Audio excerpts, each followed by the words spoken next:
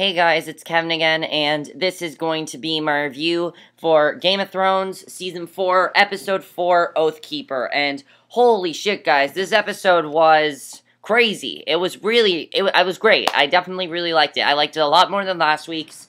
It wasn't so much that last week's was bad, it was just that I didn't like the way they did last week's episode. You know, last week's episode they had basically each character only have one scene. It was like this really long scene, whether it was important or not, and they had every single character on the show. I just thought that was a really boring way to do it. This episode, definitely they stepped it up in this episode. It was a lot better than last week's, and I really enjoyed a lot, pretty much everything about this episode tonight. I thought it was really, really good. My only complaint was that I would have wanted to see a little bit more of the Jaime, Tyrion, Cersei, Sansa, that storyline. I would have liked to see a little bit more of that, but overall, this episode was really good.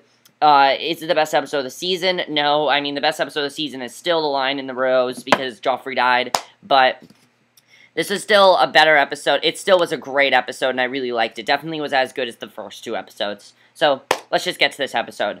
So, this episode starts off where we see Grey Worm learning to speak English from, Missandei. I think that's how you pronounce it. You see these two characters that we don't know.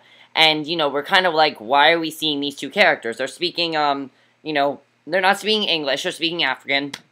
Turns out that these are two of the slaves that Daenerys is going to release. So, she tells Grey Worm it is time, and he goes to town to talk to slaves about how one day of freedom is better than a lifetime of slavery. And Grey Worm tells the slaves of Meereen there are 3 slaves for every master, and they must take the town themselves. So the slaves listen to Grey Worm. They overtake the masters of the city. The city welcomes Daenerys to the city. Daenerys decides to nail the number of masters to the cross that the slavers nailed children to give her a lesson. And you know what I really liked about this scene? It really showed just how much she, loved the slaves. How much she wanted to help the slaves. I just thought that was great the way they did it. And the thing is, though, that they died because they retaliated against them. And you know what? Those people that captured the slaves, they retaliated against them. And I thought that was definitely really well done when they retaliated against them, because they pretty much deserve it. They deserve it because they captured these slaves, and this is the punishment they get. So I thought that was definitely, it was a justified punishment. It was. It really was. So yeah, that scene was really good. So then Jaime is, in a sword fighting lesson. He's still getting sword fighting lessons from Bran, and it's not exactly going as well as they hoped it would, because Jaime is getting dumped on his butt. It's not going well at all. And Bran asks him if he wants to fight pretty, or does he want to win. And Jaime asks Bran if he thinks Tyrion killed Joffrey. And Bran assures him that Tyrion would never do something like that, although he did hate Joffrey. He realizes he's never done something like that. We're pretty sure that Tyrion was not the one that did it in this episode. Actually, we kind of did find out who did it, and I'll get to that because that was one of the best parts of the episode. But Jaime goes to jail to speak to Tyrion, and Tyrion's only scene in the episode. It was Tyrion's only scene, but it was a very good scene. Definitely the only scene with Tyrion. And you know what? How do I feel about them only giving Tyrion one scene episode? I don't know if I'm loving that idea. However, I feel like I understand why they're doing that, because Tyrion's in a jail cell. He can't have all these scenes and everything. They need to, they're kind of still setting some things up. So Jaime goes to speak to Tyrion, apologize for not coming sooner, and Tyrion asks how Cersei is, and Cersei asks him what does he think Joffrey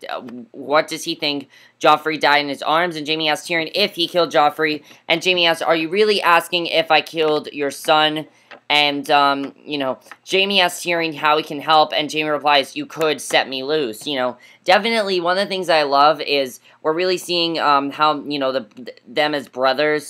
We really got to see how much they get along as brothers. I really love their brothership / friendship. I love that about them in the show. And that's definitely one of my favorite parts of, Game of Thrones, is just the way they did that. I thought that was definitely really well done. So then what happens is, Jaime tells Tyrion that there is a trial, but Tyrion tells him that it would not matter if someone confessed. Cersei would still want his head on a pike. And Jaime informs Tyrion that Cersei has offered a knighthood to anyone who finds Sansa, and Joffrey assures Jaime that Sansa could never kill anyone. You know, Joffrey said that to Jaime. You know, Joffrey had said that to Jaime, so... Oh, then we get, speaking of, you know, Sansa, because Jaime, basically, he's been, you know, he was the one, Cersei wanted him to kill Tyrion. Obviously, he's not going to do that. So, you know, it's definitely interesting there. Now, speaking of Sansa, we then get a scene with Sansa. We see that Sansa and Littlefinger, and Sansa wants to know if he killed Joffrey. Littlefinger suggests that Tyrion killed Joffrey, but Sansa tells him that Tyrion would never do something like that. Everyone who's saying Tyrion did it, they're all saying, oh no, Tyrion would never do something like that. And we're pretty sure, you know, he won't do that. You know, we can just tell. As I said, we can just tell he would never do something like that. And Littlefinger tells her she is right. Tyrion was not involved. Sansa was. He then reminds her of a necklace that she wore to the wedding. He's pretty sure that she did it at this point. You know, he's pretty much kind of thinking, she's denying Tyrion doing this. You know, maybe she did it. Nobody suspects her. Maybe she did it. Pretty much everyone is just suspecting everyone. And I actually kind of like that they're kind of just accusing everybody at this point. I do enjoy that. But... you remember that there was a stone that was missing, and that was the stone that poisoned Joffrey. So Sansa, you know, cannot understand how she could risk so much, and Littlefinger thought his relationship with the Lannisters was convenience, but Joffrey was not cooperative. And Littlefinger tells her his new friends wanted Joffrey dead at this point, you know. He's, again, is pretty sure that Sansa killed Joffrey. You know, he's pretty sure about that. So, then we see a very crucial scene, one of the most crucial scenes of the episode. This scene was just really, really important, gave us a lot of information, and I love the next scene of this episode. We see Margaery walking with, Lady Olenna, and Margaery wants to know if any arrangements have been made with Tommen, and Olenna warns Margaery, and Olenna basically says, Margaery's a lot of things, but she's not stupid, but she is vicious, and she will turn Tommen against her. So Olenna then tells Margaery no, that she could allow her to marry that, she could not allow her to marry that beast Joffrey, and basically she is admitting that she did kill Joffrey, and, you know, Margaery is shocked at this point, but basically her saying, I could not have let you marry that monster, that is her saying, I killed Joffrey. You know, even though she didn't flat out say, I killed Joffrey, that's kind of her way, I think, of saying, I killed Joffrey. And I just thought that scene was just really well done. One of my favorite scenes of the episode, by far. One of my favorite scenes of the season so far. Because just the way that they did it, I thought it was really well done. I love that scene, personally. So, Cersei's drinking, and Jaime comes in, and she wants to know how many men are guarding Tommen. And Cersei's not pleased that there's only one man guarding him. Cersei wants to know why Catelyn Stark set him free, and Jaime tells Cersei about his vow to Catelyn. Cersei is not pleased. Cersei wants to know why Jaime went to see Tyrion, and Jaime tells her Tyrion did not kill Joffrey. Now, as far as Jaime and Cersei go, I was kind of surprised that everything was okay towards them, because if you remember, you know, the biggest thing with them was that he raped Cersei in the last episode. I was very surprised that everything was okay between them all of a sudden. It was like, well, he raped me, it doesn't matter. You know, it was kind of strange, honestly. I just thought that scene was a little strange. I understand, you know, why that scene happened and everything. But I just thought it was strange that everything was suddenly okay from them. You know, I just thought that was interesting. So, basically, that happens, and, oh, I did forget that over with Jon the Night Watch, they are practicing sword fighting. The men like Jon, but they do not like the acting commander. Locke comes over to introduce himself to Jon Snow. Jon is curious why Locke came up. He was sent because he stole a partridge to feed his family, and Locke does not like the acting commander any more than anyone else, so I forgot that part. But, going back to Cersei and Jaime, Cersei tells Jaime she wants 4 men on Tommen's door night and day, and then dismisses him. Basically, you know, what she's telling him is that she does not want, you know, he's telling her straight out that Tyrion did not kill Joffrey. He's pretty sure she didn't. However, what she does want him to do is kill Sansa. You know, she basically says, I want you to kill Sansa. Probably she's the one that did it. Now we pretty much know that Lady Olenna did it, but they're pretty sure that Sansa did it at this point. So then we get a really great scene. This was probably my favorite scene of the episode just because of what we saw. Tommen hears a sound, he gets up, and he sees Margarey and asks how she got there. Now, I thought Margarey was going to have sex with him in this scene, because she was very, you know, kind of like, not really seducing him, kind of like seducing him a little bit, but it was kind of like she was seducing him a little bit, and, you know, I kind of thought that she was going to end up having sex with him in this scene, just because of the way that scene was going. That's what I thought where it was going, but she didn't, and it was actually a very sweet scene, and we don't really get to see that on Game of Thrones. Usually it's like intense scene after intense scene, and the thing I love about this scene between Margarey and Tommen is we see that basically Tommen's a good guy. And, you know, Margarey says Joffrey was cruel, but Tommen does not seem like that. And Tommen agrees he's not. She kisses his head and says it's getting late, and remember, it's our little secret. So, I actually really like this, because now we're seeing that Tommen is not going to be like Joffrey at all, and I love that, because I pretty much thought that Tommen was going to be an exact replica of Joffrey, and now that we know that he's not going to be like that at all, I find that fantastic, because now we know that he's going to be nothing like Joffrey. He's a nice guy, he really does care about Margarey, he seems like he's going to be a good king. I trust this guy, I really do. I mean, I trust this guy because he said straight out he's a nice guy, he was nice to Margarey, there's no, like, suspicion or anything. He definitely seems like a nice guy. So, do not screw it up. I'm just going to say that right now. Do not screw it up, because I like this. I like Tommen right now. I don't think of him as Joffrey too. And I don't want to think of him as Joffrey too. So, I thought that was really, really great writing on their part. I thought that was great, the way they did that scene. So then, you know, basically, then what happens is... Jaime is with Brienne of Tarth, and she's reading about Jaime. The Valyrian sword is in the room, and Jaime gives it to Brienne and tells her it is hers to protect Sansa. And Jaime tells her he has something else for her, and he gives her a suit of boiled leather and armor. And Brienne says, I will find her for Lady Catelyn and for you. And Jaime tells her he has one more gift and brings her to meet Podrick. Podrick assures her he will serve her well. Bronn is there, and he gives Podrick an axe from Tyrion. Jaime asks Brienne what she will call the sword, and she replies, Oathkeeper. This is why the episode's called Oathkeeper, because that's the name of the sword. So Jaime bids her goodbye and watches as she leaves. So, pretty much that is the sword that Jaime has to kill Sansa with. I don't know if he's gonna kill Sansa. We don't know. That was the last scene we saw of Jaime in the episode, so I don't know if he's gonna kill Sansa, but we're gonna have to see. So then, we go back to Jon Snow, and Jon asks the acting commander, Sir Elessar, if he can go to Craster's, and he agrees, but it won't send any men with him, and Jon goes to ask for volunteers to come with him to avenge Lord Mormont's death, and slowly men start to volunteer. It didn't look like anyone was going to volunteer, but slowly people start to volunteer, much to Sir Allister's surprise.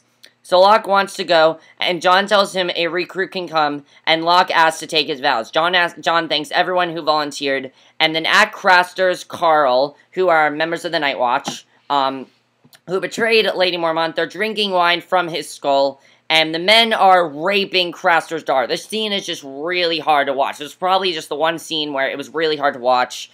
You know, it was really hard. And this guy, basically, the member of the Night Watch, you know, Carl, he's like saying, oh, I'm the fucking king of the world, I'm the fucking amazing person, and I'm just like, I don't even know who the fuck you are, so obviously you're not the king of the world, because I haven't seen you for the rest of the show, so, personally, you know, I didn't even know who this guy was. I thought it was a good scene, but it was just really hard to watch. You know, this baby's crying, and he's told by Craster's last son, he wants to know what Craster did with the boys, and he's told Craster offered it as a gift to the gods, and on the traitor takes the baby out in the forest, leaves him in the snow, and the baby's howling. So we don't know what's going to happen with this baby. We're really not sure. And, you know, we find out in the end of the episode, but I'll say what happens, but... Then, over with Bran, Hodor, Jojen, and Mira, they hear the baby crying. Bran tells the group he's going. They tell him not to, but he morphs into his wolf Summer's body. Summer leaves, and all of a sudden, he pops back into Bran's body. And he tells the group that he saw his brother Jon's wolf ghost, and they go and spy on the people. Mira wants to leave, but Bran refuses. Mira gets up. There's a man behind her. It is the men of the Night Watch who betrayed Lord Mormont. They surround them and take them all back to Craster's Keep. So, Carl is questioning Bran, who, in this scene, I personally thought Bran was going to die. But it turns out nothing bad happened to Bran. I thought there was going to be another major death in this episode. Turned out there was no major death. So Carl questions Bran who he is, but Bran is not saying anything. Then Jojen falls down. Mira wants to help him, but Carl puts a knife to his neck and threatens him. Bran screams and tells Carl he is Bran Stark of Winterfell, and Carl is pleased because he has highborn hostages now. So maybe he won't kill Bran. Maybe this will be an advantage for him. Maybe he'll think, this kid is smart. It's a good advantage for me. Maybe I can use him for something. I don't exactly know where that's going, but wherever that's going, I'm happy that Bran didn't die, because I don't want any of the Starks to die. I like the Starks. I know, my friend, Kid of Awesome, Caden LaPlante, he loves the Starks as well. So, I personally, I don't want the Starks to die. I would not like that if the Starks would die. However, Bran, I thought, was going to die in this episode. I thought Bran was going to get it in that scene, but it turned out nobody died in this episode. The very end of the episode, though, we were wondering what was going to happen with Craster's baby. What was going to happen with that? It turns out a White Walker got it. A White Walker has the baby, and it lays it on a pedestal, and a demon-looking monster comes, picks up the baby, and I thought that he was going to kill the baby. No, all it does is it touches the baby's cheek, and the baby's eyes turn blue. So, is the baby a White Walker now? That's pretty much what I'm thinking. That's the end of the episode, and there are a lot of things I want to know. First of all, Lady Olenna. I'm pretty sure that Lady Olenna did kill Joffrey. I'm pretty sure that what she said confirms that she killed Joffrey. Do we know for sure? No, we don't know for sure if she killed Joffrey, and I don't think we're gonna know for a while. However, what she said pretty much confirms that she, in fact, did kill Joffrey, and I'm pretty sure she did. I'm pretty sure that Lady Olenna did kill Joffrey. Did she? I pretty much, yeah, as I said, I pretty much think she did kill Joffrey. As far as Jaime, I'm not sure if he's gonna kill Sansa. I really don't know. We didn't see him kill Sansa, so I'm not sure if he's gonna kill Sansa. What he's gonna actually do with that? What's gonna happen there? I don't know. Tyrion's trial. I don't know how Tyrion's trial is going to go. We didn't hear anything about Tyrion's trial. Also, this baby. What's going to happen with this baby? Bran. Is Bran going to end up dying in the end? I don't know if Bran's going to die. I guess we're going to have to see. But one of my favorite scenes, as I said, was Tommen. Do you think Tommen really is a nice guy? Or is this all bullshit and he's just playing with her? I'm pretty sure that he is a nice guy. He really seemed to like Margarey. He really seemed like he was in love with Margarey, and that's the kind of guy that I want Margarey to be with, I don't want someone like Joffrey with Margarey. I want someone who's sweet like Tommen, and I think he's perfect for Margarey, and that's one of my favorite scenes of the episode. So, that was it for the episode. Overall, perfect episode for me. I didn't really have any problems with it. I thought everything was great. The only thing I didn't like was we didn't get a whole lot of Tyrion. I would have wanted at least one more scene with Jaime. And, I mean, that's fine, but because the end of the episode it definitely paid off. It was really, really good. But I really loved the episode. I thought it was a fantastic episode. There was a lot of great stuff in this episode. Let me know what you guys saw of this episode. Was this better than last week's? I thought this was 10 times better than last week's, personally. That's it for my review. I hope you enjoyed it. My next review will be for Turn. So, and definitely also check out my spoiler review that I'm going to be doing on the Kid of Awesome's channel with my friend Caden LaPlante. Definitely check that out. He's an awesome guy, and he's an awesome kid, so definitely check out his channel too. That's it for my review. Hope you enjoyed. I'll see you guys in my next video. Okay, bye.